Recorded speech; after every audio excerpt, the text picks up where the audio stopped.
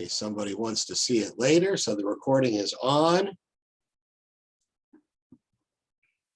And welcome. We've got a virtual minion here, I think. Is Jeff with you? Hi.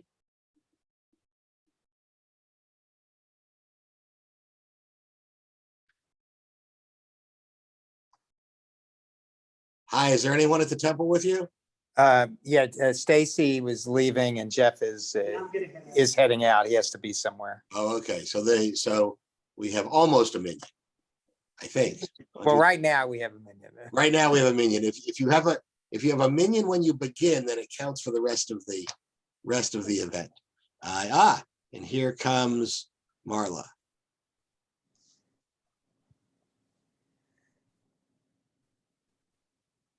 All right. So as promised, we're going to focus on 10 Commandments today. The reason why this is an appropriate topic is that we are in the period called the Omer, which is counting the Omer. Omer is a grain. It's just used as a measurement for counting, but it's 49 days. 49 days of the 50 days from Passover to Shavuot is called the Omer. And during the Omer, this is the time that between the Exodus from Egypt and when we're taught we receive the 10 Commandments. And it's a time that actually, in the very traditional world, it's a contemplative time. It's a time of preparing your mind and your soul for a revelation, for receiving some very special learning. And so during the Omer, very traditional Jewish people don't cut their hair. As you can see, I'm not cutting my hair, but they don't cut their hair. They don't go to weddings. They don't go to parties. This is the very traditional people, but they take a break. Today happens to be the 30th day of the Omer. It's 30 days since Passover. On the 33rd day of the Omer, I'm going to talk a little bit more about this on Friday night. The 33rd day of the Omer is called Lag BaOmer. Lag is just Lamed Gimel, which is 33. And it's a historical commemoration of a time when a great sage recovered from an illness, a time of a revolution against the Roman authority. And so it's this break where that period of serious contemplation is broken. And in Israel, they have bonfires, they have barbecues and celebrations for the 33rd day of the Omer. So I thought, we kind of picked this date as a time in between other lunchtime learnings, and I thought it's a good time to think about the 10 Commandments. So I am going to share my screen.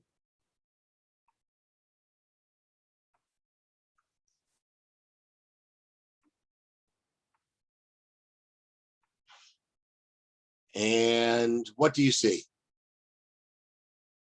Someone unmute and tell me what you see.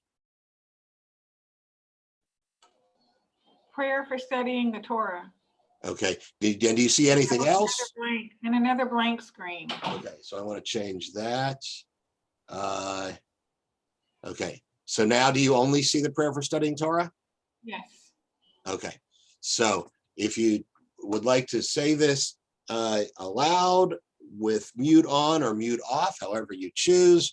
Baruch atah Adonai Eloheinu melech haolam asher kiddushanu b'mitzvotav v'tzivanu la'asok b'divrei Torah. Blessed are you, Adonai our God, ruler of the universe, who makes us holy with your commandments, commanding us to engage in the study of Torah. What I always love about this blessing, some of you have heard me say it before, is that verb la'asok b'divrei Torah, that our commandment is that we engage, that we talk to each other, that we question, that it's not just looking at a book. One more question.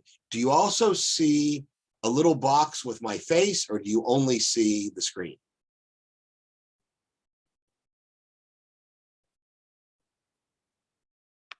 Little box with your face Okay. also. Okay, so that reminds me not to pick my nose. Okay, so now we're going to get into the 10 Commandments and some fun facts about the 10 Commandments. One of them is that it appears twice in the Torah. The first time is the revelation from Sinai, where it begins, God spoke all these words saying, and Moses recites the 10 Commandments. At the conclusion of it, the people say, Moses, you go talk to God. We don't want to talk to God ourselves because that's too dangerous for us. So we're empowering you, Moses, to be our representative. And that's Exodus chapter 20, verses 2 to 14 are the actual list of the commandments. It's repeated in Deuteronomy. And in Deuteronomy comes from the word to. So it's the second telling, it's the recounting of the entire story of the Exodus. And it comes in chapter 5 of Deuteronomy, actually just before the Shema. And the wording is very slightly different.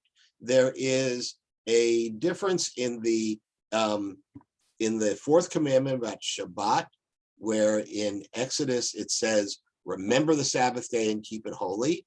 And in Deuteronomy, it says, guard the Sabbath day or protect the Sabbath day. And the other interesting thing about the difference is in all the don'ts, all the thou shalt not, thou shalt not, thou shalt not, in the Deuteronomy version, it adds and. Do not murder, and do not commit adultery, and do not steal, and do not bear false witness. And so it's almost as if that in Exodus, they're meant to be each individual separate commandments, but in Deuteronomy, it sort of blends together. Something else you might not be aware of is that the 10 Commandments, while they're universal, very much part of Christian and Jewish tradition, the Catholic teaching, the Protestant teaching, and the Jewish teaching of the 10 Commandments have them listed in different kinds of order. And I'll explain a little more when we get into the actual commandments, but what the Jewish text calls the first commandment, the Catholic text calls a preamble. It's not a commandment. You'll see why in a couple of minutes. What we're taught in Torah is that the first set of tablets was written by God and given to Moses while he was on the mountain. God said to Moses, your people are a stiff-necked people. They've built an idol, and I want nothing to do with them. And I'm going to destroy them. Moses said, don't destroy them. If you do, then the people and the Egyptians will say, this is not a good God. The God just brought them out of Egypt to kill them. And if you want to go through with that, take me out of your book. God had said, I'm going to kill them and make you a great name, Moses. And Moses said, take me out of your book if that's what you plan to do. So God changed God's mind.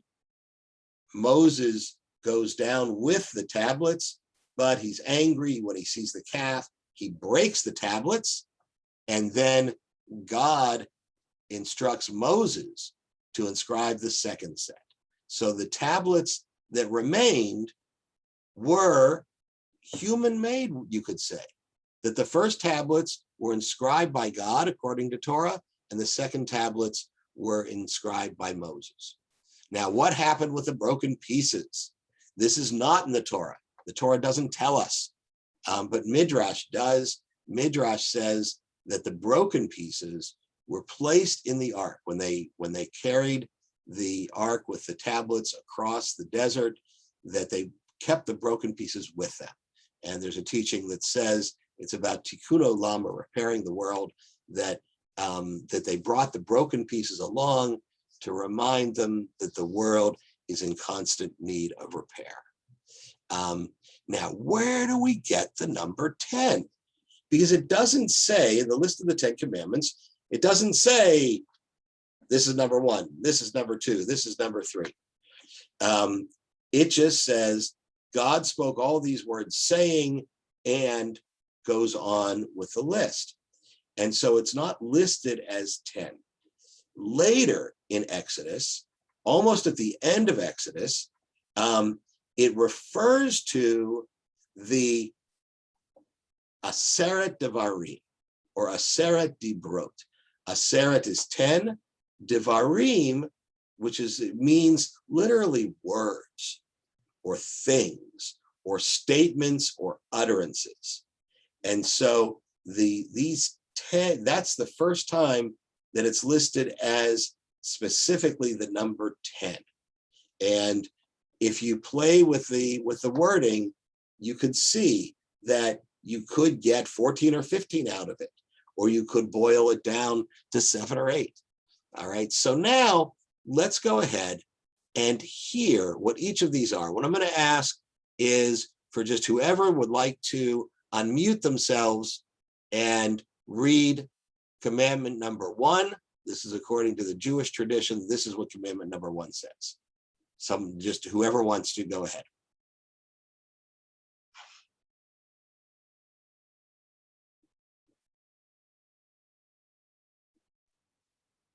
It's off a little bit, Dan, so we Oh. can't see all of it. Oh, so you can't read it? There we go. That's better. I am the Lord your God who brought you out of the land of Egypt, out of the house of bondage. You shall have no other gods before me. Okay, we're just gonna hear one after another before we get to analyzing them. So number 2. You shall not make for yourself a graven image, nor any manner of likeness of anything that is in heaven above, or that is in the earth below, or that is in the water under the earth. You shall not bow down to them, nor serve them, for I, the Lord your God, am a jealous God, visiting the sins of the fathers upon the children, unto the 3rd and 4th generation of them that hate me, and showing mercy to the 1000th generation of those that love me and keep my commandments. You shall not take the name of the Lord your God in vain, for the Lord will not hold him guiltless that takes his name in vain. Remember the Sabbath day to keep it holy. 6 days you shall labor and do all your work. But the 7th day is a Sabbath unto the Lord thy God. In it you shall not do any manner of work, you, nor your son or your daughter, nor your manservant, nor your maidservant, not your cattle or the stranger that is within your gates. For in 6 days the Lord made heaven and earth, the sea, and all that is in them, and rested on the 7th day. And the Lord blessed the Sabbath day and made it holy. Here's a favorite. Honor your father and your mother, that your days might be long upon the land which God your God has given you.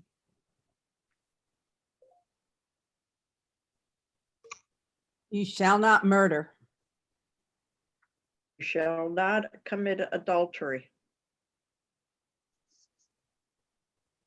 You shall not steal. You shall not bear false witness against your neighbor.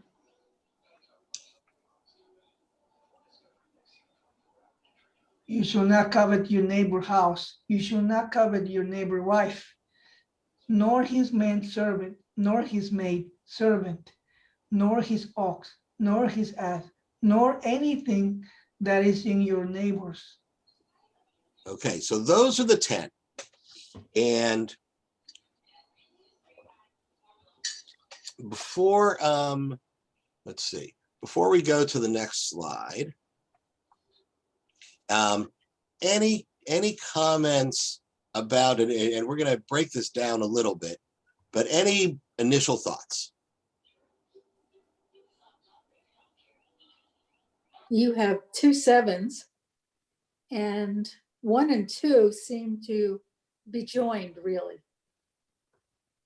What do you mean by 2 7s? Did I just number it wrong? Well, you have two things named numbered 7. Oh, that's okay. That's just a typo then, I think. Hmm. Oh, okay. Yeah, the second, thou shalt not steal is number 8. Yeah, I goofed on that one. Okay, so but what did you say about 1 and 2 can be joined. okay. They are so similar. And in fact, that's similar to what what some Christians do is they say that I am the Lord your God who brought you out of Egypt is really not a commandment. It's just a statement. And what they do is they combine, you shall have no other God. They have number 1 as you shall have no other gods before me. And they break number 2 into not making an ill. No. Number 2. Yeah, you shall have no other gods before me. And then idols is 2. So yeah, so it could be combined grammatically. Other quick thoughts?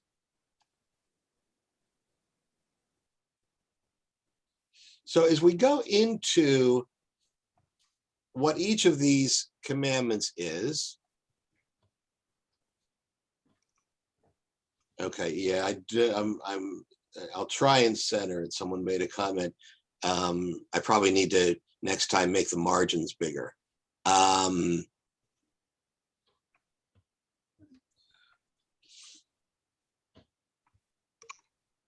That's good. That's good.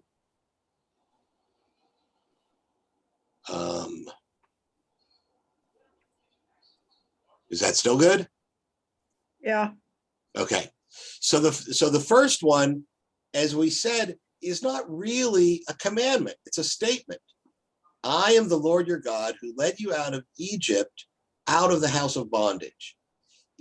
So as I said, some may call it a preamble, but it's also important that this is coming right after the Exodus, and that in that first statement, God is reminding us that this is one of the reasons why we are devoted to God, because of this Exodus. The second one includes a detailed description as well as potential ramifications. Okay, why do you not make graven images? Why do you not make idols? Because I'm a jealous God. I don't want you focused on somebody else. And it also elaborates on what a graven image is. In the third one, where it says, don't take the name of the Lord in vain, it's a more brief explanation. It says, the Lord will not hold him guiltless who takes the name in vain. And with Shabbat, there's a lot of specifics. The specifics of who is not permitted to work. Not you, nor your wife, nor your manservant, your maidservant, your ox, your ass, anybody that it breaks it down. Instead of just saying no working on Shabbat, it says that it specifies all those who aren't supposed to work. And then it also gives a reason, because God created the world in 7 days and rested on the 7th day and made it holy. So this one, it gives a reason. And the reason why I bring this up is because other commandments, it doesn't necessarily give us a reason. It just tells us what to do or what not to do. All right. In the honor your mother and father, or honor your father and mother, it does mention a reward so that you may live long in the land the Lord your God has given. It doesn't tell you the ramifications. Earlier commandments, it tells you some of the ramifications, such as in number 2, where it says, I shall I'll hold, I forget the exact wording, but to the 3rd and 4th generation of those who hate me, but will honor to the 1000th generation of those who love me and follow my commandments.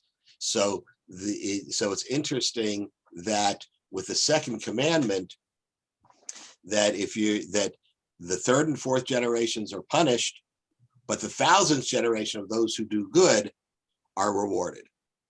And the other ones, these next ones, 6 through 9, including the 2 number 7s, as Debbie pointed out, I'll have to change that.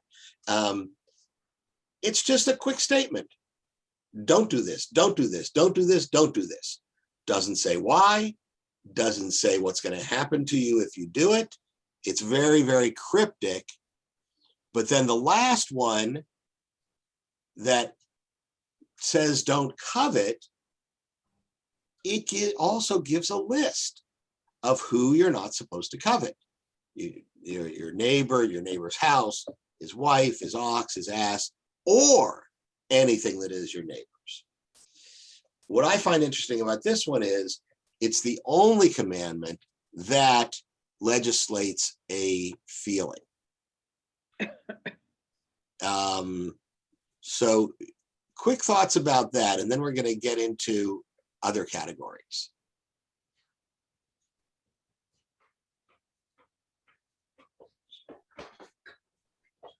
All right, so now we're going to talk about a different set of categories.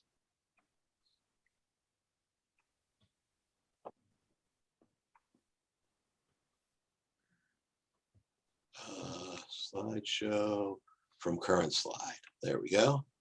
Oh, okay. Am I sharing now? What do you see? No, it's the same. The same. Okay. Slideshow from current slide. Oh, here we go. Okay. Wait a minute. That's not what I want to do.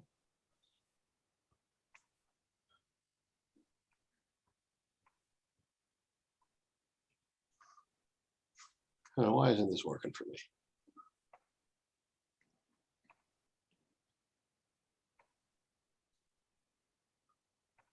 There we go. Nah. Okay, I wanted this to be. I did this. Resume slideshow. There we go.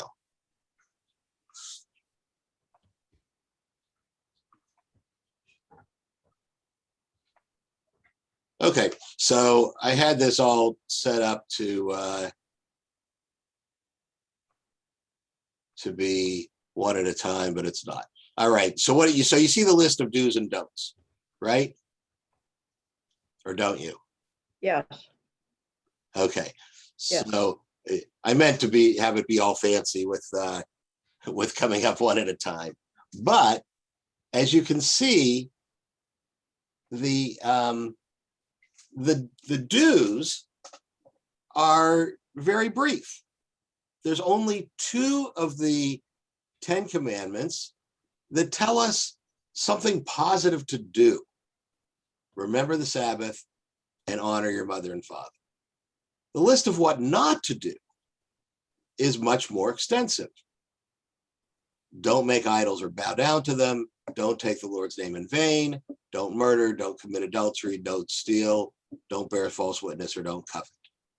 And the don't list is very specific actions of prohibitions, but they don't elaborate. They don't elaborate of the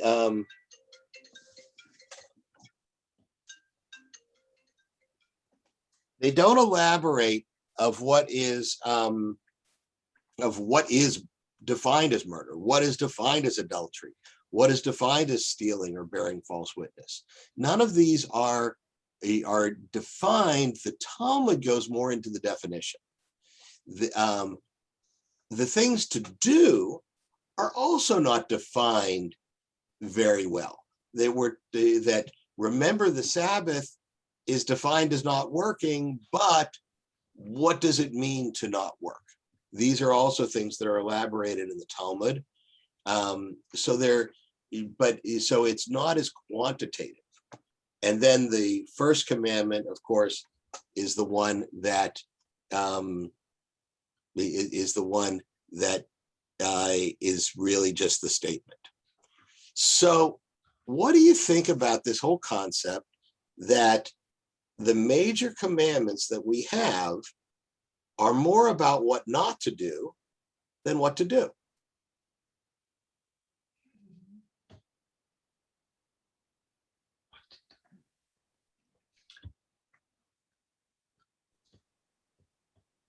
What is I it? think, Is that Debbie Laurie? yes. All right.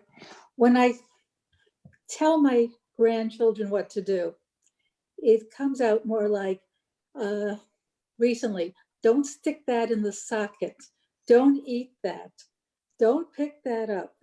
I don't say to them, do go over and pick up a toy. So it's more like they can live their lives, and then, oops, when I'm instructing them, most of those will be do nots. So is it about safety? No, about being a parent, really. That's how I teach and grow my grandchildren now, how I taught my children. That the don'ts come first. Yes, in order, yes, to keep them safe. Most of it is to keep them safe, like no eat is a very popular thing that I say to a 1-year-old. No eat. Yes. Yes. Don't eat something poisonous. Well, with a little kid, it's, don't stuff the toy in your mouth. Don't eat that off the floor, which comes out as no eat. They're very definitive, like put it down out of your mouth, no eat. So you may. So it's easier for us to avoid doing the wrong thing than it is doing the right thing. I think most of the instructions from parents to children, and again, God as a father, is, don't do this. This is bad for you. Are there things that you would think, when you look at this list, are there things that you would think don't belong on the list, or things that you think that belong on the list that aren't on the list?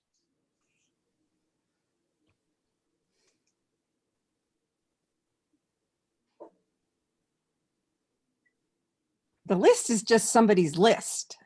In this Ah, case, it's God's list, but it's, it's, doesn't matter if it was just the list that was presented to us, more so than us trying to think of how would we amend the list. okay, so right, so God is not Congress or a board of directors that is asking for suggestions. That this is it. This is it. It was also given to a group of people that hadn't made decisions on their own and hadn't had to decide what was right and what was wrong. They were told most of what to do from the society that they had just. Okay. So that's very interesting, Carrie, that they were coming from a society, from a position where they were basically given orders. So now, in freedom, they're being given orders once again. Guidelines. Guidelines. Okay. So right. So Specific guidelines. okay. So the difference between a guideline and an order.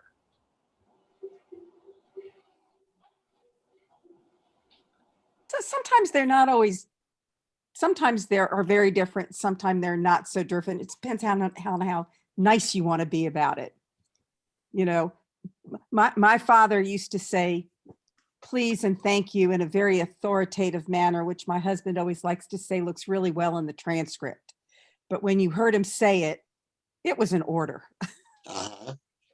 And my mother likes to talk about her brother, that it was just the opposite, that he would say, shut up, sweetheart, in a very nice way.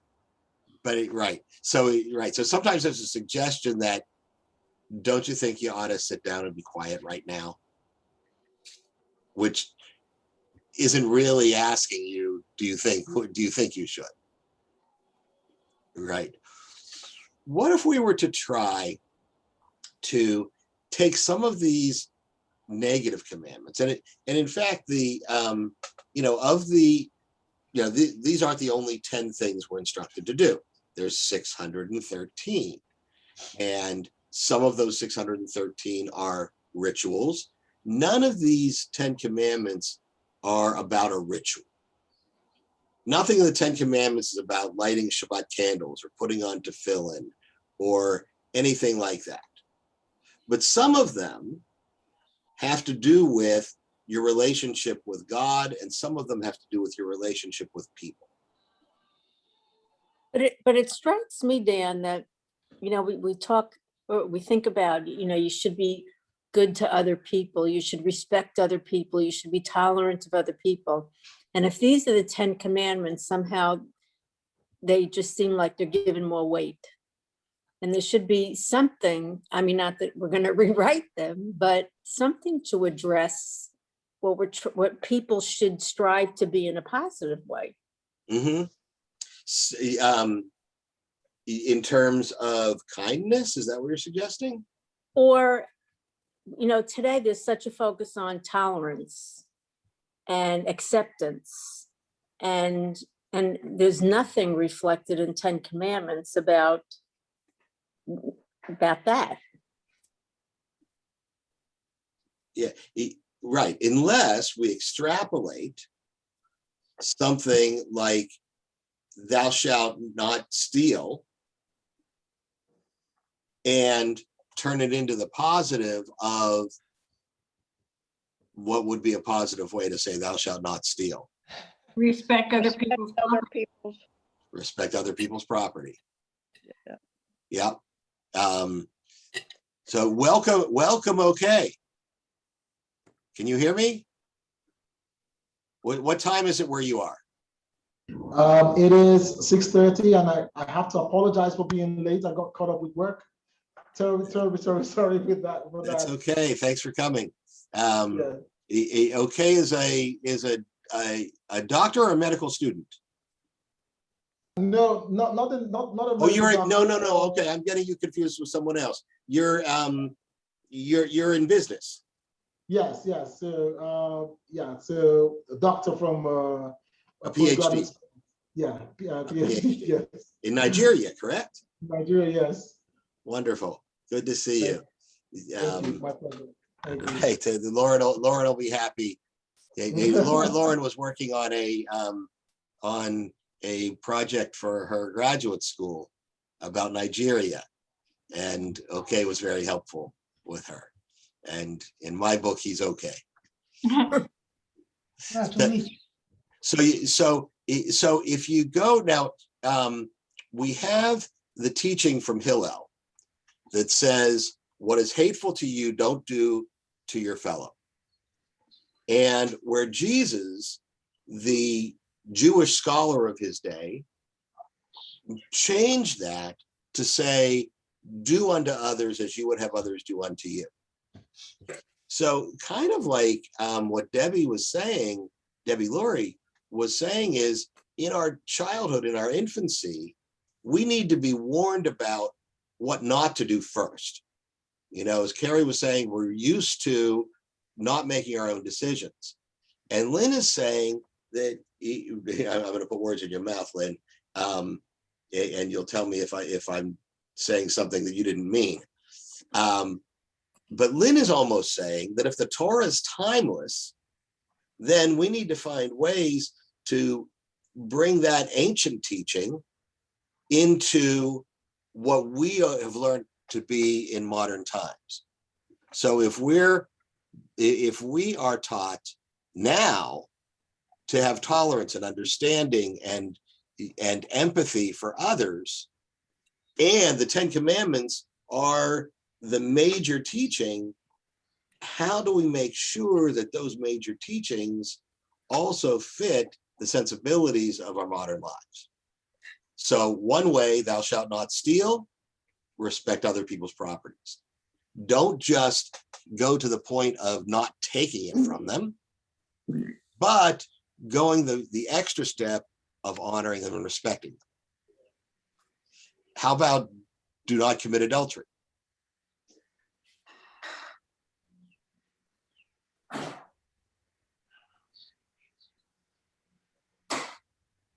If we were to take the concept, Keep your promises and your vows. keep your promises.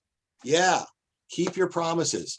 You know, I went through these to try, and some of them I had an easier time than others of making. In fact, one of the ones that I had more of a difficult time with was don't create idols.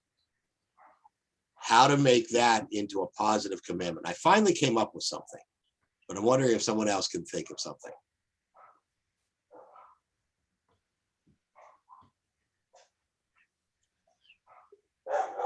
What finally came to me was keep it real.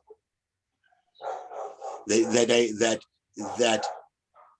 idols aren't just about clay statues that you might bow down to, that idols are these false concepts of what we tend to falsely make important to us. And so to me, and it might be a stretch, keep it real was where I took the don't create idols into a positive way. That seems almost too broad. Well, I have to close the door. I know my dog had some wisdom to share, but I can't understand what she's saying. Do you hear the dog? I apologize. Is it distracting? It's fine, Rabbi. Okay.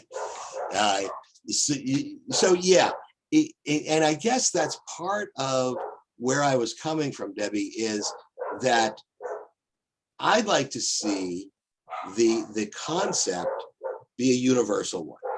So don't commit adultery is very specific to the vows of marriage. Someone who's not married doesn't have the opportunity, does have the opportunity of violating that commandment with a married person.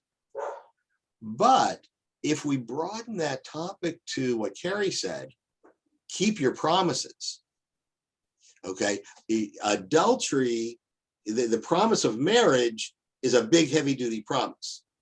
And so not violating that one is essential.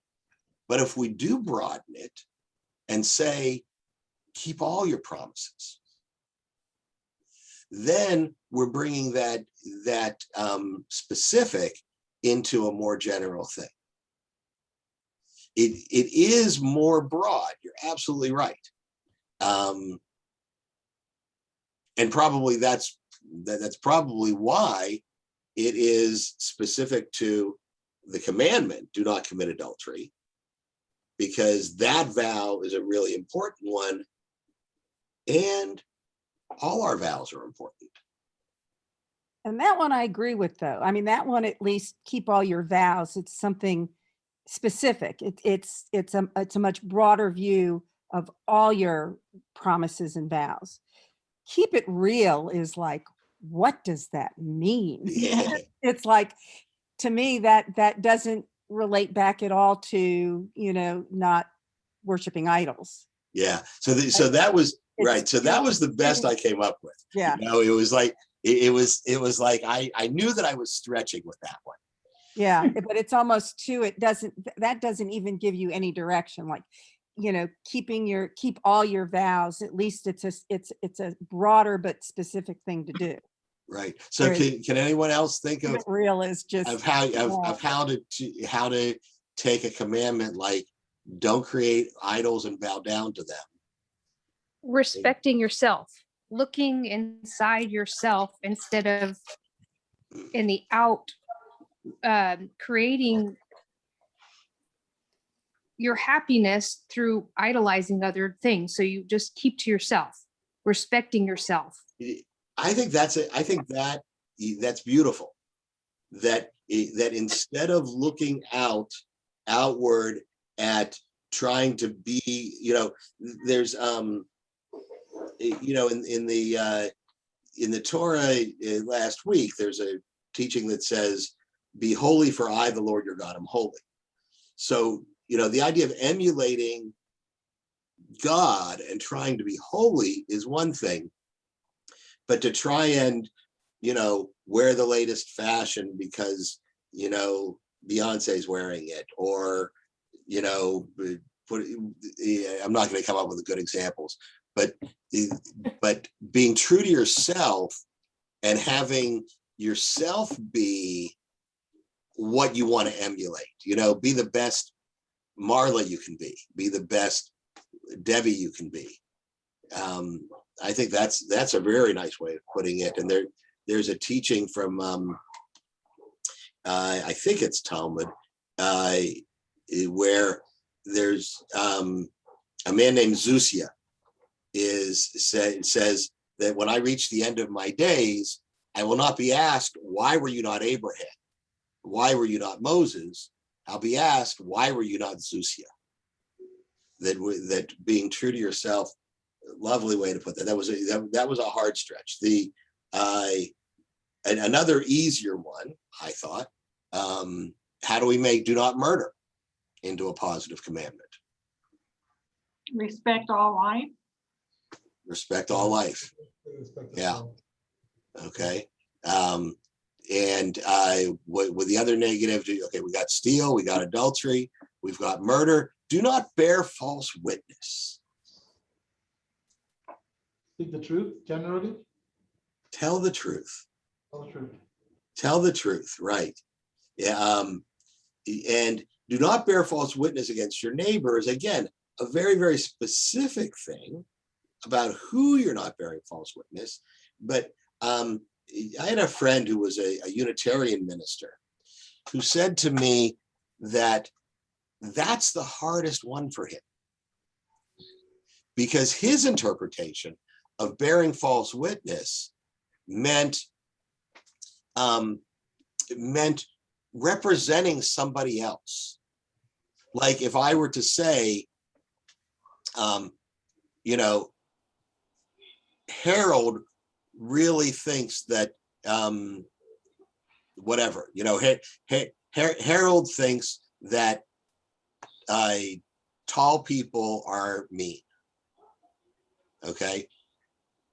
According to this minister, and I see some validity there, that saying that means that I'm representing Harold, I'm bearing false witness.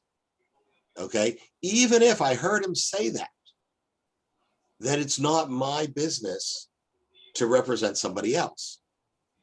That you can bear false witness by, and that's where we get into what Lashon Hara, the gossip or the evil tongue, where telling tales, and this is in Torah, that you're not supposed to repeat tales. Telling tales is in part, could be considered bearing false witness, representing somebody else. It was an interesting teaching that I got from that minister. Yeah, Debbie, you're looking challenging again. No, I'm just trying to figure it out. Yeah. And that's the interesting thing, when I mentioned that that the Catholic and Protestants way, whether they list the 10 Commandments slightly differently than the Jewish teaching does, it shows that everything's up for interpretation. And the scholarly discussions that we have about it, are really quite fruitful. I have also heard people say that thou shalt not covet is the hardest one for them. Like I mentioned, it's the only one that legislates a feeling. So how could you make that into a positive? Be content. Say again, okay? Be content. Be happy with what you have. Be content. Be happy with what you have. Be content. And here's where, I had a teacher who said that he was comparing Torah and Talmud. Talmud, for those who are less familiar, is the rabbi's discussions over centuries interpreting the Torah. And this one teacher of mine said, if Judaism were to lose either the Torah or the Talmud, that its survival could survive better with the Talmud only than Torah only. Okay, I haven't decided if I agree with him, but his point was that the Talmud gives us more about the ways to live. So when we have something like honor your father and mother, the Talmud goes into more of the specifics, more specific actions that what honoring your father and mother is. Remember the Sabbath day and keep it holy. The Talmud gives much more specifics. And so part of the Talmud includes Pirkei Avot, the ethics of our ancestors, in which one of the primary teachings is exactly what OK said, that who is rich? Those who are content with what they have, those who are satisfied with what they have. And that personal satisfaction keeps us from that coveting nature. So I actually did have a chart with the positives to the negatives, but we did it in discussion way just as well. What else do you think now?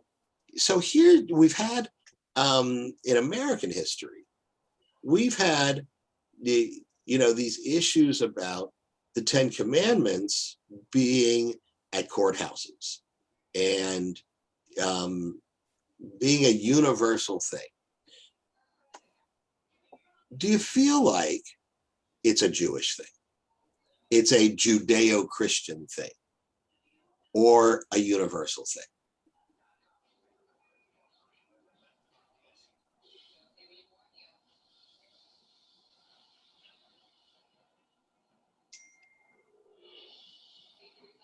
Well, the first two commandments are not universal, as some other religions believe in multiple idols.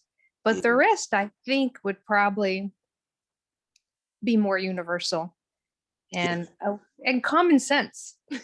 So there's right.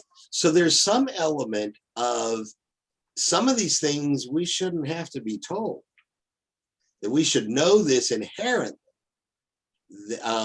And some of these things are part of the Noahide laws, which are the commandments that are given to, that our Gentiles are expected to observe.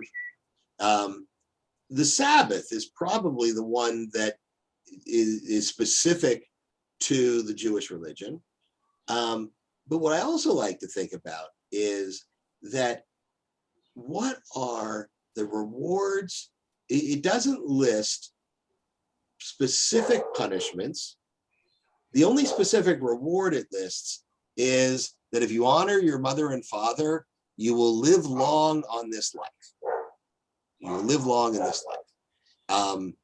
Taking the Lord's name in vain, there is not an actual punishment, but it says God will not hold him guiltless who takes the Lord's name in vain. But do we have built-in rewards and punishments for some of these commandments?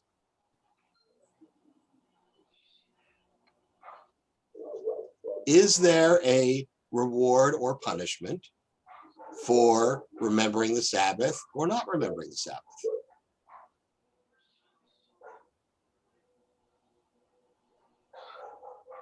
Will this be in today's world? Yeah. I think if you don't rest, which I think is what the Sabbath basically is about, you would put your body under a lot of stress, and one way or the other, you're going to pay for it, I guess. So yeah, so a reward for taking a day off once every 7 days and devoting it to however you make holy for you. whether it's spending time with friend and family, whether it's doing religious rituals, whether it's studying, whether it's reading and relaxing, that there's an inherent reward in taking time off, and an inherent punishment in not taking time off, in suffering from boredom, in not having the zest for what you do on a daily basis. You can only really have that zest if you get a break from it sometimes. I study with Rabbi Wilby, and while I really have no wish to join the type of community he has, I could see the real beauty in what they do, that close family ties, the knowing the Sabbath is coming, and the way he looks forward to it with such joy. And I could see his kids are great kids, and they too are involved with the family and the rituals. So just for that, I could see a very big reward. Yeah, and they have a community where they walk to each other's houses. They do things in a very, very structured, specific way, and turn off the outside world. It's a very beautiful attraction. I have a friend who's a physician, who one of his patients was telling him, but he's also a practice, an observant Jew. And one of his patients was telling him, I'm going to take this vacation to this place. It's off the grid, no cell phones, no computers. I'm really looking forward to it. And his doctor said, I do that every week. So there is a potential, inherent reward in that rejuvenation. Some people do it with following all those regulations of turning off their electricity and not driving, et cetera, et cetera. Some people, I have a friend who lived in Hawaii, and he was trying to observe the Sabbath, but there are a few things that he was very consciously did. He would light fire. It says in the Torah, don't kindle a fire on the Sabbath. And he would light a fire because he liked to have a nice hot cup of tea. And instead of the prohibition of not using electricity or telephone, all of his family and friends were on the mainland. He lived in Hawaii. He called his mother at a certain time. He called his father at a certain time. He called his best friend at a certain time every Saturday. And that was his religious ritual, different from Rabbi Wolbe's community does, but that's what he created as making the Sabbath holy for him. Rabbi, may I Yes, Roger. ask you something? Sure. I had a friend, she told me the other day, my kids, they has to be all day playing phones, and my kids also. But maybe the reward sometimes when somebody kept something, maybe it's because, for example, it's kind of hard for somebody to stop on Saturdays. It's almost impossible because it has so many things to do. And to have this desire, to have this, I don't know what's it called, could be like a habit, it's not easy. It's not easy habit to do it. I guess the reward is to accomplish, to stop for 1 minute to look to yourself. Because when you stop to do something, you don't do for anybody, you do for yourself. You kind of find yourself.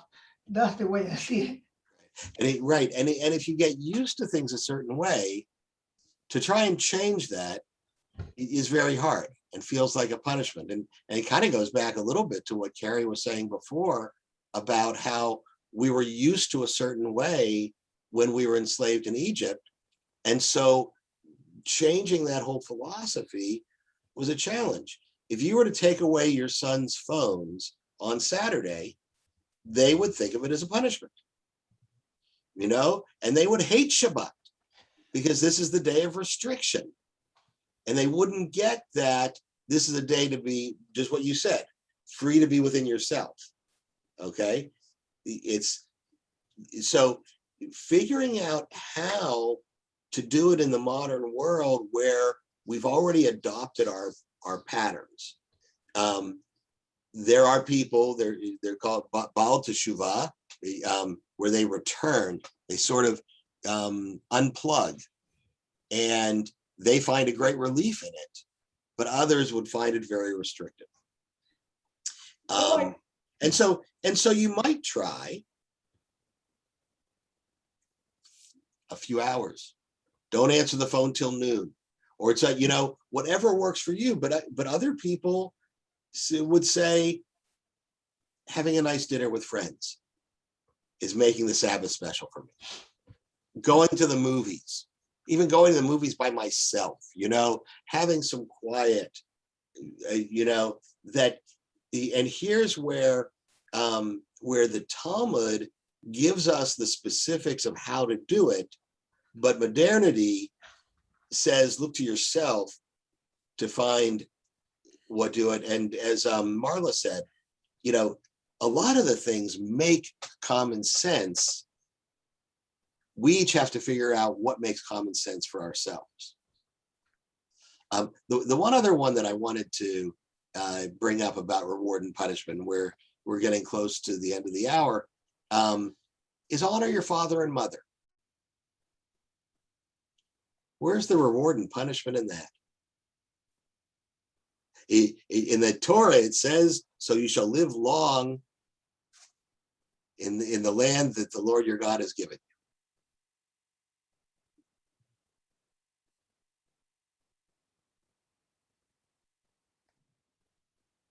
you. Rabbi, it's kind of hard for me to say I love God when I don't love my parents. It's kind of hard for me to say I respect God when I don't respect my father, my parents. It's just kind of difficult. I won't be able to do many things. See, if I don't love my parents, it will be hard for me to love somebody else. It would be hard for you to, because your parents were the first ones who loved you. Is that what you're getting at? No, it's because if you don't love someone that is very close to you, how can you love somebody that they're not that close to you? It doesn't say love. I mean, what I meant is the affection. I mean, the caring. Right. This one doesn't legislate the feeling. It says honor your mother and father. Yeah, honor. Is there a reward or punishment there?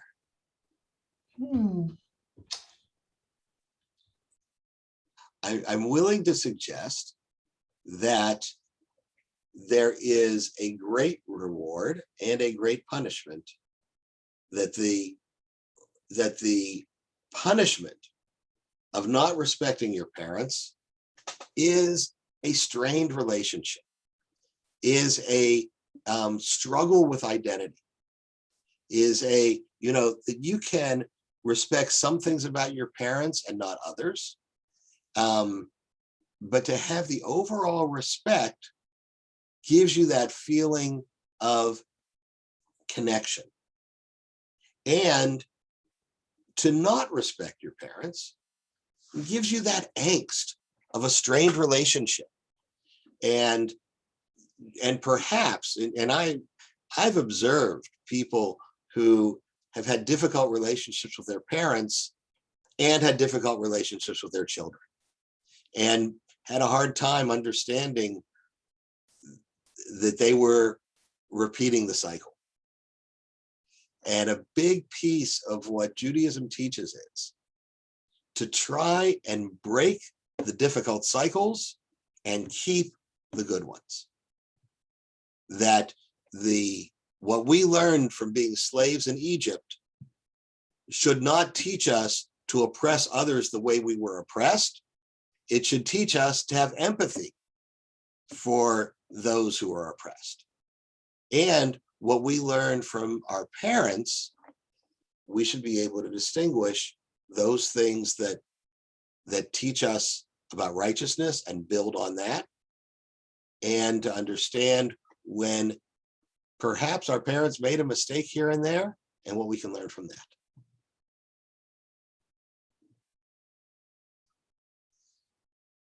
So we actually just went right to 1 o'clock. Any other final thoughts? It just not meant to come to a resolution. It's just meant to spark thought and a little more knowledge about this timeless document.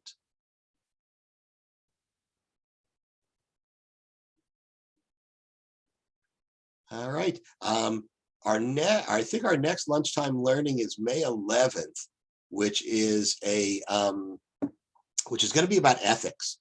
A woman, Rebecca Lunsthroth, who works for the McGovern Medical School, is going to talk about ethics and the ethics specifically of genetic testing, and it'll be very interesting.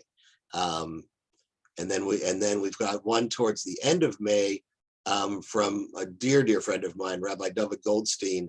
We're going to learn about who was the Rebbe and how did he have the Lubavitcher Rebbe and how he influenced not just Orthodox Jewish people, but a whole spirit of inclusion. So that's coming up in May. And then in June, we've got Jews in Space, Jewish astronauts. That'll be interesting. All right, so welcome. Okay, this was the first time you were able to join us, but you're welcome to anything. Friday night is regular services at 7 o'clock Central US time. What did you say? It's 6:30 p.m. where you are? Now it's 7 p.m. where I am. So it's 7 p.m. right now. 7 p.m. So you're 6 hours ahead of us. Yeah. So if we have a worship service at 7 p.m., it'll be like 4 in the morning. Yeah. 2 a.m. in the morning. No, maybe not. All right. I'm committed, but not that committed, huh? Terrific. But good to see you. All right. Thank you, Rabbi. Thank you. You bet. We'll see you Friday. Thank you. Bye. Thank you, Dan. You bet. Thanks for coming. Food for Bye. thought, always. Yay.